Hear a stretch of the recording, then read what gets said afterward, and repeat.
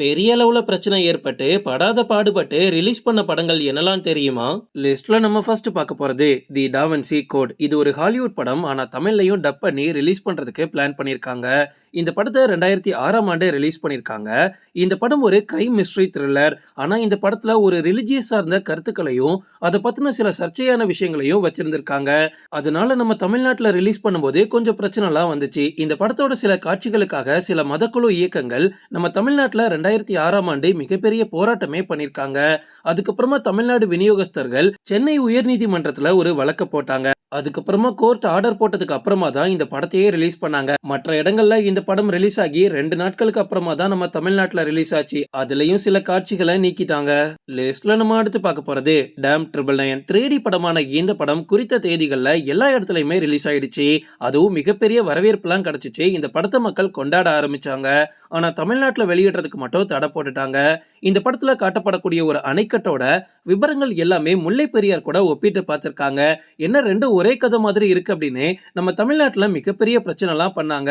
முல்லை பெரியார் பத்தின அச்சத்தை மக்கள் கிட்ட விதைக்க கூடாது அப்படின்னு நிறைய போராட்டங்கள்லாம் பண்ணாங்க. அதுக்கப்புறமா படத்தோட தயாரிப்பாளர்கள் விநியோகஸ்தர்கள்லாம் இந்த படத்தை ரிலீஸ் பண்ணணும் அப்படின்னு கேஸ்லாம் போட்டாங்க.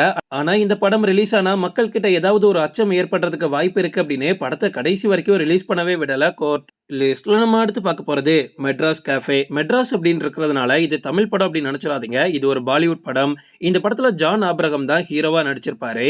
இந்த படம் இந்தியாவோட எல்லா பகுதிகளிலுமே ரொம்ப வெற்றிகரமா ஓடிச்சு. IMDb ரேட்டிங்ல கூட 7.5க்கு மேல இருக்குது. ஆனா இந்த படத்தை நம்ம தமிழ்நாட்டுல ரிலீஸ் பண்றதுக்கே தடை விதிச்சிட்டாங்க. காரணம், இந்த படம் இலங்கை போரை மையப்படுத்தி எடுக்கப்பட்டதாகவும் இந்த படத்துல விடுதலை புலி தலைவர் கேப்டன் பிரபாகரனை பத்தி சில விஷயங்கள் தப்பா சொல்லியிருக்காங்க அப்படின்னும் பயங்கர போராட்டம்லாம் பண்ணாங்க. விநியோகஸ்தர்களும் எவ்வளவோ போராடினாங்க இந்த படத்தை ரிலீஸ் பண்றதுக்கு. ஆனா கடைசி வரைக்கும் கோர்ட் அதுக்கு அலோவ் பண்ணல.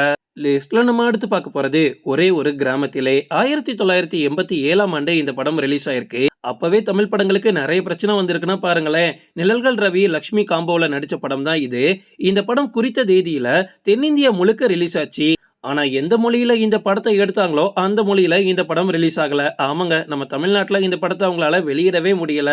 காரணம், ஒரு சாதிய அடிப்படையா வச்சு இந்த படத்தை எடுத்துட்டாங்க அப்படின்னு உச்சநீதிமன்றம் வரைக்கும் இந்த படத்துக்கு கேஸ் போட்டுட்டாங்க. அதுக்கப்புறமா கஷ்டப்பட்டு சில காட்சிகள்லாம் நீக்கிக்கிட்டு போராடி தான் இந்த படத்தையே ரிலீஸ் பண்ணாங்க. ஆனா இதுல ட்விஸ்ட் என்ன தெரியுமா? இந்த படத்துக்கு அந்த வருஷத்துக்கான தேசிய விருது கொடுத்திருக்காங்க. லிஸ்ட்ல நம்ம அடுத்து பார்க்க போறது விஸ்வரூபம். ஆப்கானிஸ்தான்ல இன்னைக்கு நிலைமைய அப்படியே காட்டியிருந்தாங்க விஸ்வரூபம் படத்துல. அதுல இருக்கக்கூடிய மதவாத அடிப்படையிலான காட்சிகளுக்காகவும் படத்தை வெளியிடக்கூடிய யுகத்தை மாத்தி அமைக்கணும் அப்படின்றதுக்காகவும் இந்த படத்துக்கு மிகப்பெரிய தடையை விதிச்சாங்க. கமல் தான் இந்த படத்துக்கு ப்ரொடியூசர். அவர் தான் சம்பாதிச்ச எல்லா காசையுமே இந்த படத்தை நம்பி போட்டிருந்தாரு. அவருக்கு ஏகப்பட்ட நஷ்டமும் ஏற்பட்டுச்சு. படத்தை ரிலீஸ் பண்றதுக்குள்ள கமலஹாசனை போதும் போதும் ஆக்கிட்டாங்க. இந்த படத்தை ரிலீஸ் பண்ணவே கூடாது அப்படின்னு ஒரு பக்கம், இந்த படத்தை எப்படியாவது ரிலீஸ் பண்ணணும் அப்படின்னு இன்னொரு பக்கம்னு 2 பேரும் கேஸ் போட்டதுல கடைசி கமல் எப்படியோ ஜெயிச்சு இந்த படத்தை ரிலீஸ் பண்ணாரு. லிஸ்ட்ல நம்ம அடுத்து பார்க்க போறது இனம் சிலோன். இந்த படமும் இலங்கை போரை மையப்படுத்தி எடுக்கப்பட்ட படம் தான். டைரக்டர் சந்தோஷ் சிவன் இயக்கத்துல வெளியான படம். இந்த படத்துல தலைவர் பிரபாகரன் அவர்களை தப்பா சித்தரிச்சிருக்காங்க அப்படின்னு ஒரு புகார் எழுந்துச்சு. தமிழ்நாட்டுல எத்தனையோ இளைஞர்களால கொண்டாடப்படக்கூடிய ஒரு தலைவனை இப்படி நீங்க பேசுவீங்களா அப்படின்னு இந்த படத்தை எதிர்த்து நிறைய பேர் போராட்டம் பண்ணாங்க. எதுக்கு வீண் வம்பு தமிழ்நாட்டுல பிரச்சனையை கிளப்பணும் அப்படின்னு இந்த படத்தை ரிலீஸ் பண்ண கடைசி வரைக்கும் தடை விதிச்சிட்டாங்க. ஓகே ஃப்ரெண்ட்ஸ், இதோட நான் இந்த வீடியோ முடிச்சுக்கிறேன். இன்னொரு இன்ட்ரெஸ்டிங்கான வீடியோல நம்ம சந்திக்கலாம். Stay tuned.